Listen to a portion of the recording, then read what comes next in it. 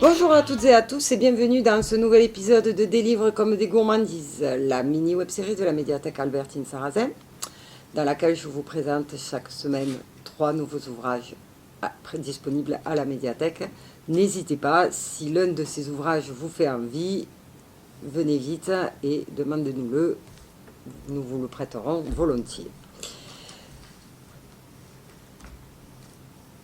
On va commencer cette semaine avec un premier roman, un roman qui s'appelle, français, qui s'appelle 21 jours, écrit par une avocate qui s'appelle Laurence Tellier-Lionewski.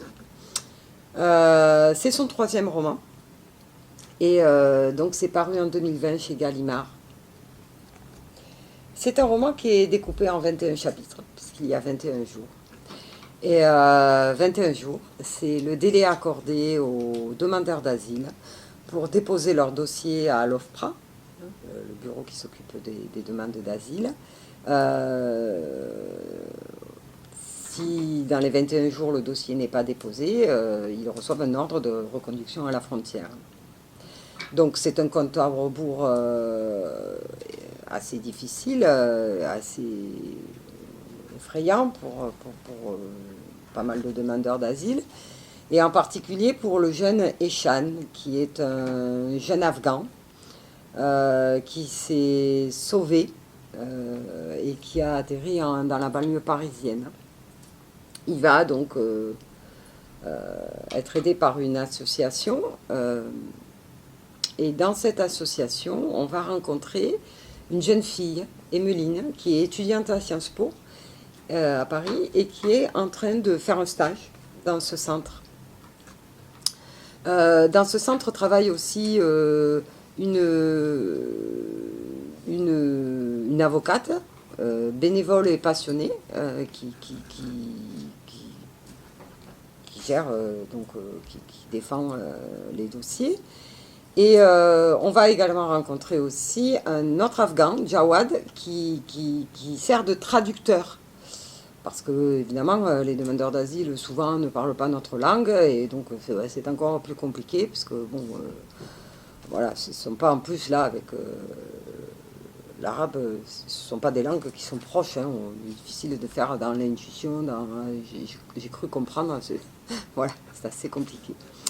Donc, en fait, on va prendre la mesure aussi de la difficulté de la traduction, parce que souvent, les migrants ont du mal à parler. Ont du mal à parler d'où ils viennent, quelle était leur situation, ce qu'ils ont traversé pour venir.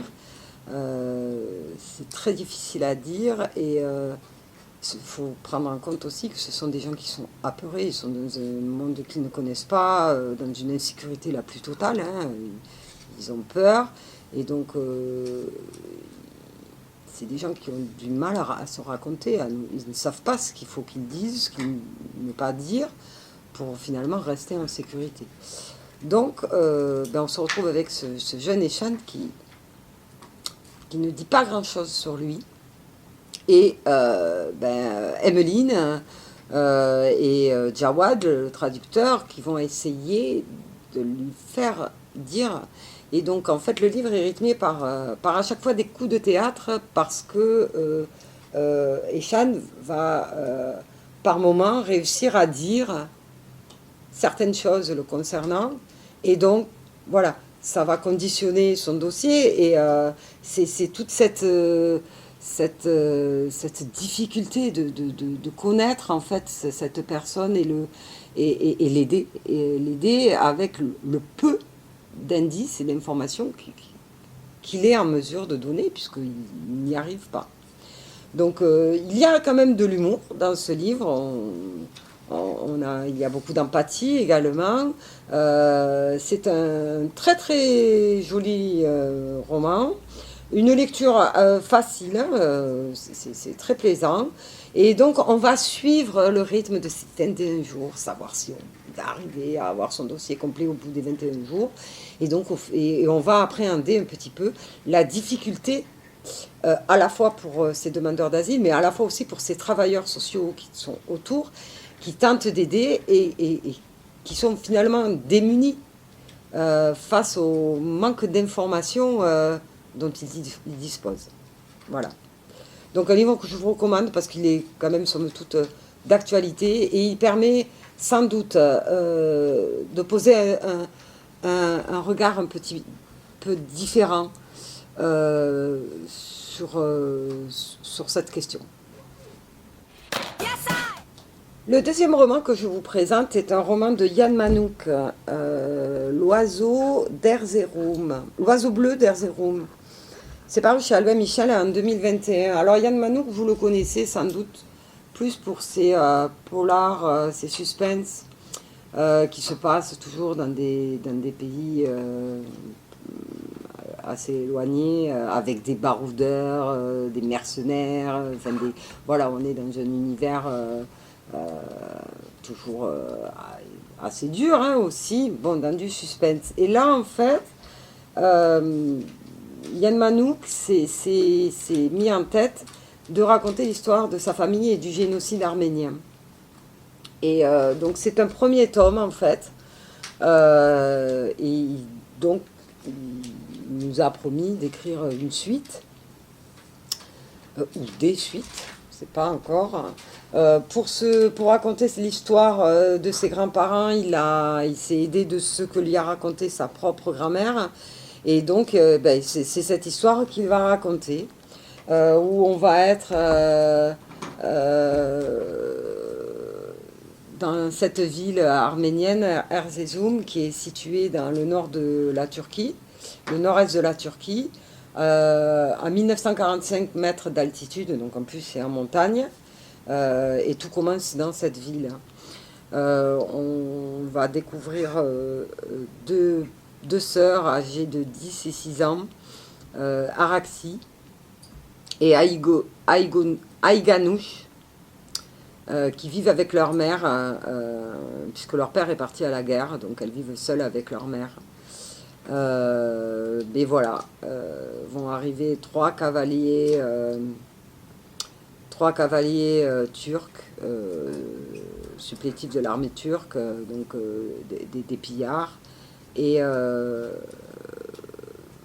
leur ville va être attaquée. Araxi et Aïganouch réussissent à se sauver, mais leur mère est assassinée. Pendant ces événements, Aïganouch, la plus jeune, a perdu la vie, la vue, a perdu la vue, et c'est sa grande sœur qui va veiller sur elle à chaque instant. Donc, je ne vais pas vous raconter un peu plus l'histoire. Là, on va plonger en plein dans ce qu'a été donc, ce fameux génocide arménien, et dans toute son horreur. Donc, c'est un roman qui est dur, très dur, parce que ce qui est décrit est atroce. Et voilà. Donc, pour ceux qui ne connaissent pas bien l'histoire du génocide arménien, c'est un très bon documentaire également, à la fois un roman, mais ça vous permettra de voir ce que ça a été et de mesurer l'ampleur de l'horreur, puisqu'il s'agit purement et simplement d'une épuration ethnique, quoi. Ça a été une élimination de millions d'Arméniens. Voilà. Donc, vous allez suivre l'histoire de cette grand-mère au fur et à mesure de toute l'horreur de ce génocide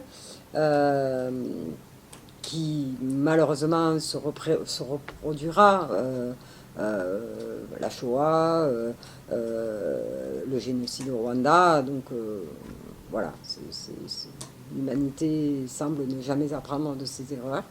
Et donc voilà, c'est un très très bon roman.